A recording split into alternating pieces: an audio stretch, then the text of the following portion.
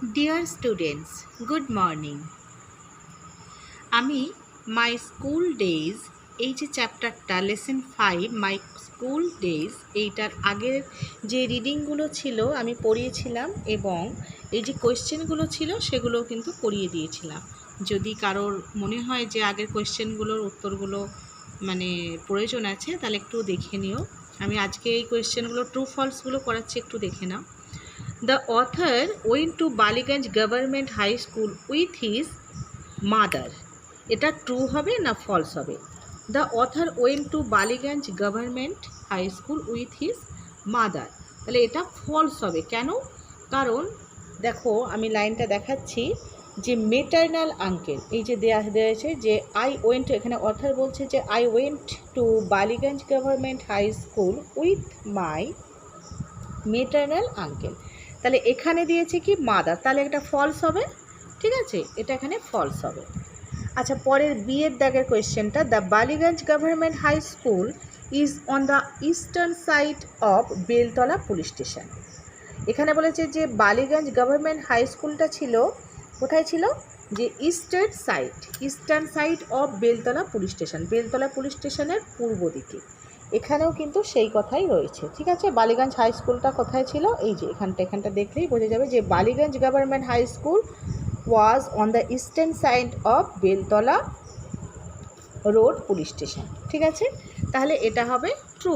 ঠিক আছে, এটা হবে কি ট্রু হবে এটা। পরে সি দাগের কোয়েশ্চেনটা আমি একটু বলি। এখানে বলেছে দ্য সাউদার্ন পার্ট, সি এর যে কোয়েশ্চেনটা মানে ট্রু ফলস যেটা, the southern part of school was the playground. এখানে বলেছে কি যে স্কুলের যে দক্ষিণ অংশটা সেটা ছিল কি প্লেগ্রাউন্ড ছিল। ঠিক আছে, প্লেগ্রাউন্ড ছিল। সি এর যে কোয়েশ্চেনটা সেটা ছিল the southern part of school was the playground. C এর যে কোয়েশ্চেনটা ছিল কি যে স্কুলের দক্ষিণ অংশ ছিল প্লেগ্রাউন্ড। এটা কি হবে, ট্রু হবে। কেন? আমি যদি এটা লাইনটা দেখাই তাহলে বুঝতে পারবে যে এই যে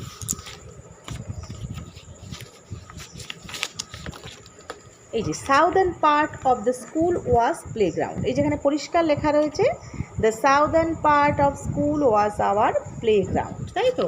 তাহলে এখানে হবে কি যে এটা ট্রু। আচ্ছা, ডি এর কোয়েশ্চেনটায় ডি এর যে ট্রু ফলস সেটা দিয়ে চলে যাচ্ছি। When seen above from above the author school looked like the English letter এল।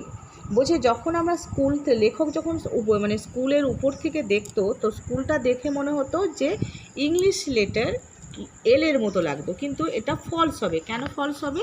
কারণ দেখো আমি যদি এটা দেখাই যে এই লাইনটা পরিষ্কার লেখা রয়েছে যে when see from above the school looked like the English letter T, তাহলে এখানে আছে কি টি। ঠিক আছে, তাহলে এখানে কি কোয়েশ্চেন দিয়েছে, এখানে কোয়েশ্চেন দিয়েছে যে এল আছে, তাহলে এটা ফলস হবে। আচ্ছা, পরে মাই স্কুল ডেজ অ্যাক্টিভিটি 3 যেটা সেটা এখানে বলেছে কি এটা মিলাতে বলেছে। Let's match the word in column A with their meanings in column B.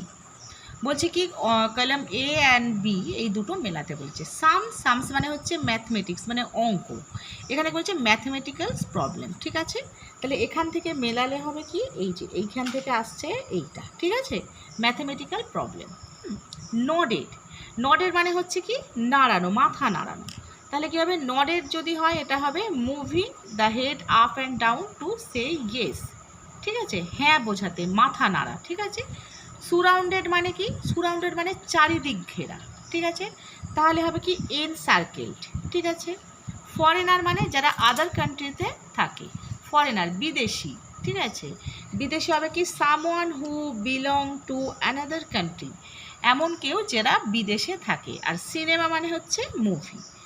এটা এইভাবে মেলাতে হবে। ঠিক আছে, আচ্ছা, মাই স্কুল ডেজ অ্যাক্টিভিটি 4 এটা দেখো গ্রামারের একটা এটা লেসন একটা, এটা এর মধ্যে দিয়েছে। এটা খুব উপকার, এটা পরবর্তীকালে গ্রামারে করতে গেলে কিন্তু এটা দরকার। তো সকলের কিন্তু ইংলিশের গ্রামারটা কিন্তু মেন, গ্রামারটা কিন্তু শিখতেই হয়, কারণ ইংলিশে একটা যে কোনো সেন্টেন্স তৈরি করতে গেলে অবশ্যই কিন্তু গ্রামার থাকে, যেমন অঙ্কের যেমন সূত্র থাকে ইংলিশেরও কিন্তু একটা গ্রামেটিক্যাল একটা ব্যাপার থাকে। তো এগুলো কিন্তু ধ্যান দিয়ে এগুলো করতে হয়, ঠিক আছে? তো আমি দেখাচ্ছি, একটু শোনো। Let's fill in the following chat with suitable verbs form. ভার্বটা কীভাবে চেঞ্জ হচ্ছে বর্তমান, অতীত এবং পাস্ট পার্টিসিপল, মানে প্রেজেন্ট, পাস্ট এবং পরবর্তীকালে ভবিষ্যৎকাল, যেটা কি পাস্ট পার্টিসিপল। তো বলছে কি এখানে দিয়ে দিয়েছে, আমি যদি লিখে দেখাই, প্রেজেন্ট টেন্সে আছে গো, তাহলে পাস্ট টেন্সে হচ্ছে ওয়েন্ট, পাস্ট পার্টিসিপলে হবে গান, GONE গান, ঠিক আছে? এবার আছে লুকড, পাস্ট টেন্সে হবে লুকড, LOOKED, লুকড, ইডি যোগ হচ্ছে, ঠিক আছে? এখানে পাস্ট পার্টিসিপলেও কিন্তু লুকড হয়ে যাচ্ছে। আচ্ছা, এখানে গেভ দেওয়া রয়েছে, পাস্ট টেন্সে গেভ, এখানে প্রেজেন্ট টেন্সে হবে গিভ, ঠিক আছে? গিভ, গেভ, এটা হবে গিভেন, পাস্ট পার্টিসিপলে হবে গিভেন, ঠিক আছে? এখানে পাস্ট পার্টিসিপল ফর্মটা দিয়ে দিয়েছে, কি দিয়েছে? সোন, SHOWN, সোন। তাহলে এর পাস্টটা লিখতে হবে এবং প্রেজেন্টটা লিখতে হবে। তাহলে কি হবে? এর প্রেজেন্ট ফর্মটা হবে